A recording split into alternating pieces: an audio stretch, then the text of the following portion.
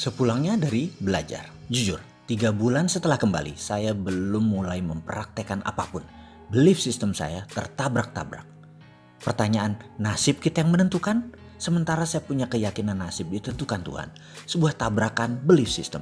Saya belum bisa menerima. Kalau saya tidak terima, maka saya harus menerima kondisi saya sekarang, berhutang dan hidup susah waktu itu. Memulai sesuatu akan terbawa putaran yang sama. Memulai yang baru harus merubah belief system. Ini pengalaman saya dan mungkin hanya terjadi pada saya. Saya juga teringat sebuah pelajaran dasar. Salah satunya pelajaran meng-cancel doa. Dalam sebuah sesi di sana ada pelajaran untuk berpikir dan berdoa yang tidak boleh di-cancel. Seperti detailnya ada juga di dalam video Road to Billionaire, karya saya terdahulu. Baik, sekarang kita beri contoh seperti pengalaman saya di dalam kelas waktu itu. Saya diperintahkan memohon. Waktu itu saya disuruh memohon kepada Allah untuk memberikan uang 1 miliar pada akhir bulan ini. Saya manut, saya berkata, "Ya Allah, saya meminta uang 1 miliar di rekening saya pada akhir bulan ini." Lidah saya mengucap, hati kecil saya berkata, "Mungkinkah?" Dan perkataan di hati kecil tersebut, di pelajaran tersebut, saya peroleh artinya meng-cancel doa. Hal itu membatalkan doa. Kita tidak boleh mempertanyakan doa yang kita buat sendiri karena itu artinya meng-cancel. Dalam membuat permohonan, sekali lagi kita tidak boleh cancel. Percaya utuh, setiap keraguan harus dipanjatkan lagi permohonannya. Ulangi lagi karena permohonannya kita cancel sendiri. Ribuan kali saya coba, ribuan kali saya cancel. Belief system saya belum terima. Masa sih kok gitu doang? Emang bisa? Dari mana caranya? Dari mana uang datang ke saya? Bagaimana uang 1 miliar itu bisa datang? Walaupun saya berkata, "Ya Allah, berikan uang 1 miliar itu di akhir bulan ini." Tapi tetap di hati kecil ada hal-hal yang menyeletuk tadi. Sekali lagi sekedar mengulang saja, mengingatkan informasi bahwa di tahun 2001 saya bekerja untuk menutupi biaya hidup dan sebagian cicilan hutang. Posisi saya sebagai Direktur Business Advisor dari sebuah investment banking bernama PT Rifan, sekarang namanya PT Rekapital, milik seseorang yang posisinya tinggi saat ini yaitu Bapak Rosan Roslani dan Bapak Sandiaga Uno. Secara gaji dan bonus cukup besar kompensasi bulanannya, namun hanya kerja kontrak. Dari tahun 2000 hingga tahun 2002, 24 bulan. Kontrak akan berakhir 9 bulan lagi dari masa saya pulang dari Australia tersebut. Suatu pagi, saya ingat waktu itu, saya meminta anak saya nomor 2, namanya Fatur, yang masih berusia 4 atau 5 tahun. Saya berkata, "Mas Fatur, tolong dong ayah diambilkan sepatunya yang hitam," kata saya. Fatur diam saja.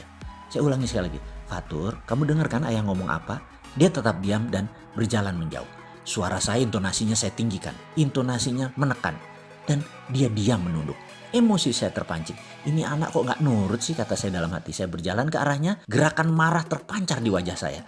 Matanya menatap saya tepat di mata saya. Agak ketakutan ekspresi wajahnya. Saya kaget. Loh, kok dia takut? Saya berkata dalam hati.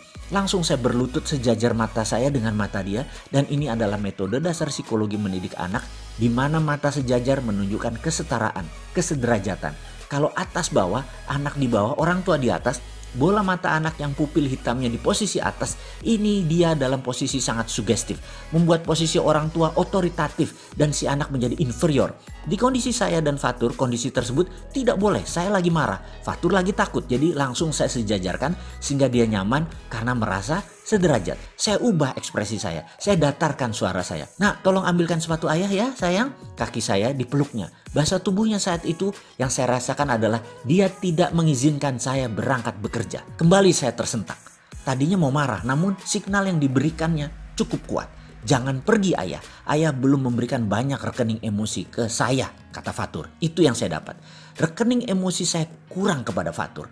Lama saya menatap wajahnya. Tiba-tiba saya putuskan, "Baik, ayah tidak bekerja hari ini. Kamu mau apa sayang?" Kemudian dia berkata, "Ajarin Mas Fatur naik sepeda roda 2 ayah. Terus kita main layang-layang. Boleh nggak?" Pintanya dengan lagak yang lucu sambil memiringkan kepalanya. Saya mengangguk. Saya telepon sekretaris saya, Siola, "Tolong bilang pada Pak Rosan, saya tidak masuk hari ini, saya off." Seharian saya ajari Fatur naik sepeda roda 2. Sorenya kami bermain layang-layang. 7 jam sangat padat berkualitas setidaknya menurut saya. Malamnya dia memijit-mijit bagian tubuh saya. Nikmat sekali rasa di hati saya ini. Tiada tara rasanya. Enak berkumpul dengan orang yang kita cintai, mengerjakan hal yang kita cintai, dan mendapatkan uang tak terhingga. Tiba-tiba klik terjadi di otak saya. Saya mendadak seperti mendengar saya berkata pada diri saya sendiri. Katanya ingin punya anak yang soleh. Kok ngaji diajarin orang lain, belajar sepeda diajarin orang lain, belajar baca tulis, diajari orang lain, bagaimana rekening emosi bisa tumbuh.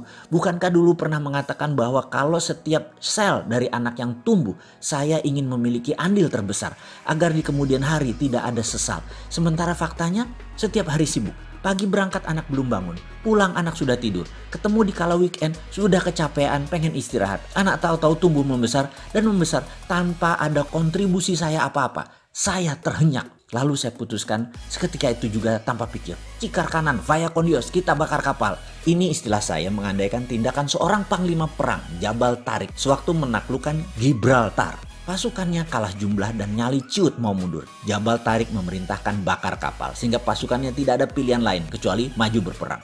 Besok saya membuat surat resign tertuju pada partner dan owner perusahaan tersebut, Rosan Roslani. Saya mendadak percaya 100% bahwa uang akan saya dapat.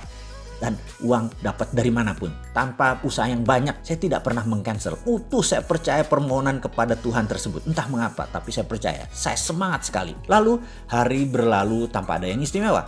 Herannya, orang modern seperti saya tidak banyak bertanya-tanya. Enjoy total, benar-benar seperti orang aneh. Gak mikir belas. Sore itu saya menyiram bunga. Di luar kebiasaan, saya tidak pernah menyiram bunga. Tahu-tahu sebuah motor menghampiri, pengemudinya menggunakan helm, berkaca gelap. Saya tidak tahu siapa dia. Sore bapak, katanya membuka helm. Rai Sahanaya rupanya. Dia orang Ambon, tetangga saya, tinggal berjarak 3 rumah di sebelah. Dia mengontrak di sana.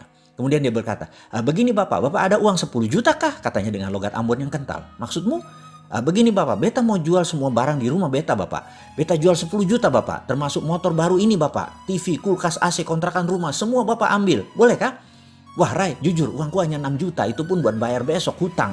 Saya jawab dengan apa adanya. Dia terdiam kemudian berkata, beta dapat kerja kapal bapak, malam ini kapal angkat jangkar bapak, jam 9. Kita soba layar bapak, beta dapat kontrak 3 tahun bapak, gaji bagus, $2.500 sebulan bapak. Beta harus cepat-cepat balik ke pelabuhan bapak. Lalu dia terlihat berpikir sebentar dan berkata, baiklah bapak, beta kasih bapak semua. Bisa kasih 6 juta sekarang kah? Ada, saya menjawab. Saya masuk ke dalam, 1 menit kemudian saya berikan uang 6 juta.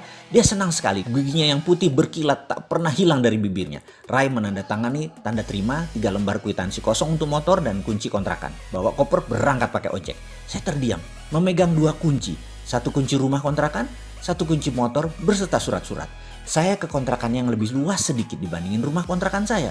Cukup rapi untuk seorang bujangan. Barang-barang terawat. Keesokan harinya saya jual semuanya kecuali motor. Karena saya butuh pengganti Honda Tiger yang saya jual buat ongkos saya ke Australia waktu itu. Total saya memperoleh sisa uang 19 juta. Dan rumah kontrakan yang masih 1 tahun lagi. Bayangkan, catatan kontrak saya itu tinggal 2 bulan kala itu. Yang jadi pertanyaan sekarang adalah, inikah prosperity conscious itu? Apakah servo mekanisme saya sudah benar, yang jeleknya sudah terbuang?